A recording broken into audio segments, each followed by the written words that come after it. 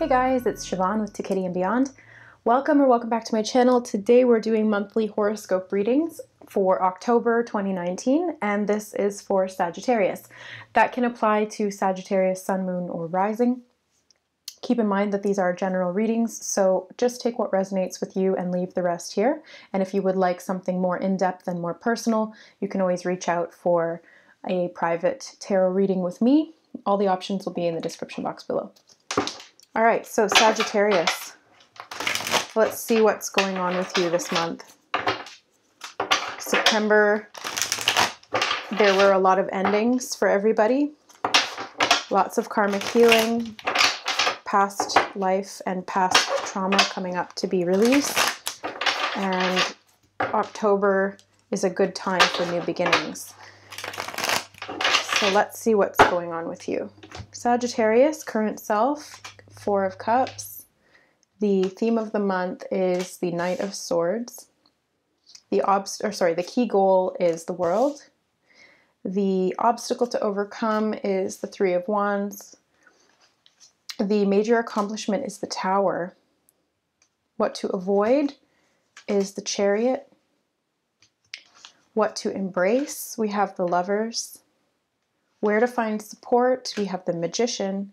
And advice and encouragement, Temperance. So right off the bat, you guys are getting a lot of major arcana, more so than anything else. You've got six out of 9 cards. So that's more than half. You guys have a lot going on here this month that's going to be very significant to your life's journey. So when we see a lot of major arcana, it's very significant changes, pivotal points in your path, and things that happen in a very big and noticeable way, rather than the minor arcana, which is just, like your daily life ups and downs and other characters that interact with you on your path. So your current self energy is coming up as the Four of Cups. So this is an energy of not necessarily paying attention to all of the details, especially as it relates to emotional details. There may be something that you're not seeing or something that you're willingly ignoring. On the other hand, this could just mean that you're feeling unfulfilled at this time. There may be a little bit of lack of content or boredom. And so you may not be seeing everything based on that because you're not really looking into the deeper aspects of things when you're feeling that way. So the theme of the month is the Knight of Swords, and he's looking back towards the past, which is the left-hand side, representing the fact that there may be some things that need to get cut out. Now, keep in mind that the Knight of Swords is a messenger. The Knights are the type to ride in and bring information, and the Knight of Swords is the fastest moving knight in the deck. So there may be information that comes in that's a little unexpected for you, and it could catch you off guard. The key goal here around those types of energies this month is the World card. So this is the ending of a cycle, a very significant cycle for you, and things coming full circle. The World is the spinning. It reminds me of the Wheel card, but the Wheel of Fortune is more about these karmic cycles that come in cycles, and the World is more like everything has now come full circle for you.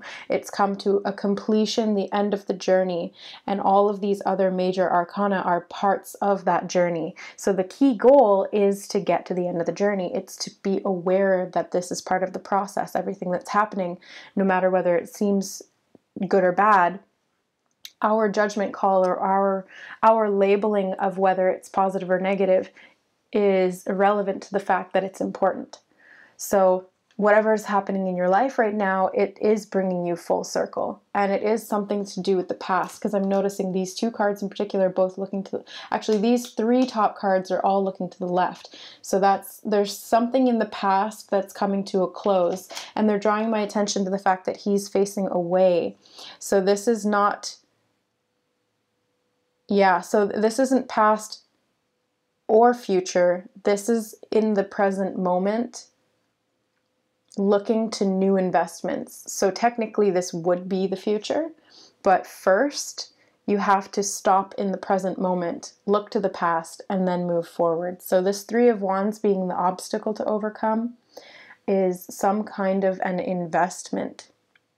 There is an obstacle, either internal or external, around making some kind of an investment, making a decision and sticking with it, and investing the time, energy, or focus. In this case, I'm seeing it as focus. Directing your attention towards something can seem like an obstacle to you. Maybe you're easily distracted with these two cards. In particular, the Four of Cups and the Knight of Swords. This is an easily distractible energy. This is somebody with a short attention span who likes to rush into things, not necessarily think them through, or somebody who is easily distracted from whatever task or thing that they're on. So this Three of Wands can be an obstacle because it does take some level of commitment and investment. So keep that in mind as we move forward. The major accomplishment, however, is the Tower card. So this is some kind of an enlightenment coming to you on your journey, on your path. The Tower can be disruptive and it can shake us outside of our comfort zone, especially if there's things in our life that really don't work well. So if you're doing something or if you're involved in something that is not in alignment with your true values at a soul level, or if you've tried in vain to build a man-made way to God, that's not necessarily built on stable foundations, then yes, it will come crumbling down. So this is sort of that ego sense of thinking that you know it all and then being shown that that in fact is not true. And none of us know it all. None of us. Not even the most intelligent, most spiritual person on this planet. Nobody knows it all. So there's no point in pretending that we do, or seeking to be the best and know the most, because it really doesn't serve us to know it all. All that we have to do is know what we know when we need to know it. So it's kind of on a need to know basis, and the Tower card comes in when you need to know something, and it's going to allow you to see it, feel it, and experience it in a very subjective and visceral way, enabling you to understand something that you didn't before. So this Tower card is a little bit of a blessing in disguise, and that's why this is a major accomplishment, is because you eventually get to the point where you see the towers in your life as being beneficial, which in the past you may not have. When things like this happened, you may have taken it as bad luck, or you may have gone into victimization mode where you resist it and you say, why me? Why is this happening? I don't understand.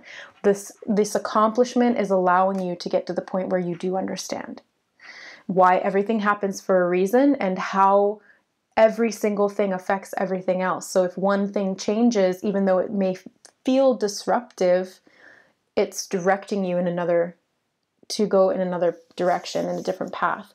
So what to avoid, we have the Chariot. Now, normally the Chariot is seen as an energy of moving forward, success, achievement, and balance. But if this is in the what to avoid position, then again, we can see that this as ego. So whoever's up on the palanquin is, the leader, the ruler, the person who knows more than the average. So it's this sort of egoic type of thinking that makes us, or misleads us into believing that we know best. Even though, how can you know everything in the world? You can't. So it's more about understanding that you don't know everything. True intelligence comes from knowing that you know nothing and being open to whatever information does come in, even if it's contradictory to what you previously believed. That's what science, in its most positive essence, is all about. And it's the same thing for spirituality. It's being open to new ideas when we come across things that are enlightening. It's not being dogmatic and sticking to the old ways of doing things out of ego or out of fear of change. It's about understanding that we will continue to evolve, and that means that we have to shed old beliefs or direct our attention in new ways. So avoid getting distracted. Again, they're showing that she's looking to the left, which is to the past. Avoid getting distracted by the past. Try to remain as present in the future as you can, insofar that that is serving you. If you do need to look into the past to see where you got distracted before, or where your focus went in a direction that didn't end up having a return on your investment, then that is something to look into as well. It really just depends on your personal situation and what you resonate with, because it's going to be different for everybody depending on your individual path. That's where the personal readings come in handy. So what to embrace? We have the Lovers. So the Lovers can be a spiritual love connection. This can be a divine soulmate, partner, twin flame, whatever, but it can also just boil down to a choice. There is a choice here to move forward on a particular path once everything comes full circle, or to help everything come full circle. So embracing this unconditional love within yourself and trusting. I like how this individual is holding up the female. It's trusting both aspects of yourself, the light side and the dark side, and in a different sense, the female and the masculine. Both are important. Neither is greater nor less. And it's the both aspects of this that get everything moving forward. And it's this stability and strength that allows this connection to source to be established. So what to embrace is the balance between this duality within yourself, because we all have both within us, the divine masculine and divine feminine. Where to find support is the Magician. So you guys have the ability to manifest this month. So this is an energy that is supporting you. So long as you can find balance, you can use it to create whatever it is that you're looking to create. If you want to be more focused and more goal-oriented, then you can use your manifestation abilities to attract situations that will be beneficial for proving or showing to yourself that you can stay focused and that you can get on path and continue to take one step at a time forward. Now, that being said, there will be tests along the way. So a good way to strengthen your resolve when it comes to manifestation is to try and manifest little things. So don't start out with this huge idea or this big goal that you want to create or that you want to get to or achieve, or this large amount of money or this car or something that you want. Start small, because the key to manifestation is to start with achievable goals, because the more that you can achieve small goals, the more confidence you build within yourself. And especially if you have issues with being flighty, or if you have a difficulty paying attention in the long term, focusing your energy, or knowing which direction to go in, then it's really helpful and beneficial to, like I said, start small. Manifest a cup of coffee. Just set it out there that you would like a cup of coffee, and then watch how it shows up. Do you have to make it for yourself? Do you wait for somebody else to bring it to you? Do you get offered a free coffee through like an app or some kind of a loyalty program? There's so many different ways that it can manifest, and it's going to depend on what it is that you want. So start small and then build your way up. And especially when it comes to goals, if you're feeling a little bit lost and you are feeling like you're struggling with making decisions and heading in a direction that feels good for you, then start with small action goals and then continue from there. So advice and encouragement from Spirit is the Temperance card, which is exactly what I was just talking about. It's making small changes and then seeing the result, getting the result back. And this ultimately helps you to find balance. It helps you to transmute. It helps you to move forward, because she's looking to the right, which is the future. So this is one of the only cards in your spread that is looking to the future. because she's planning, she's trying to predict, she has a hypothesis as to how this experiment will go, and she's got a variable that she'll change each time to discern what the effects are. So it's the same thing for you to get goal-oriented or to learn how to use the law of attraction to your benefit. It's about, first of all, staying focused in the now, because he's looking straight ahead, right at you. So it's staying focused in the now, creating this balance. Both of these cards are about balance. And then creating something for the future. That is really what's going to help you to move forward. Also, I do have to mention, temperance is also about patience. So having the patience to go through these small steps one at a time. My mom always said to me, how do you eat an elephant? One bite at a time. Now, hopefully none of us will ever eat an elephant in our lifetime, but it just means take one small step. Just do what you can right now. Try to stay focused on this one thing right in front of you instead of projecting too far ahead. But just because that when you try to think too far ahead in the future, or you have these really, really big goals, it can be overwhelming, and then it can get you feeling stuck. And then you feel overwhelmed, and then you procrastinate, and then you don't move forward at all. You focus on the past, you get distracted by little things, you allow yourself to get sidetracked because it helps to, it's almost like a defense mechanism against the fear of moving forward or trying to achieve this much larger goal. So you have a choice here, and there are other supporting factors that can help you. You know, if you need motivation, you can ask your spouse or your family or your friends to help motivate you, or you can get a life coach, or you can do whatever it is that you need to do. It's going to be different for everyone, but listen to Abraham Hicks videos on YouTube. That'll help with the law of attraction, giving you some perspective.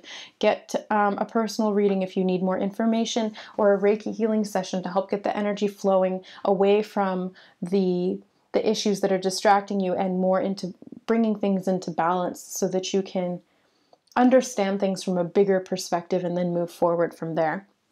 So that is your reading for this month, Sagittarius. I hope you enjoyed. Again, if you would like a more personalized reading, all of the information of my services and offerings can be found in the description box below. Just hit the Show More button and make sure to email me at siomcg41@outlook.com if you'd like to book a tarot reading or a Reiki healing session. Thanks for watching, guys. I love you. We'll see you next month. Bye.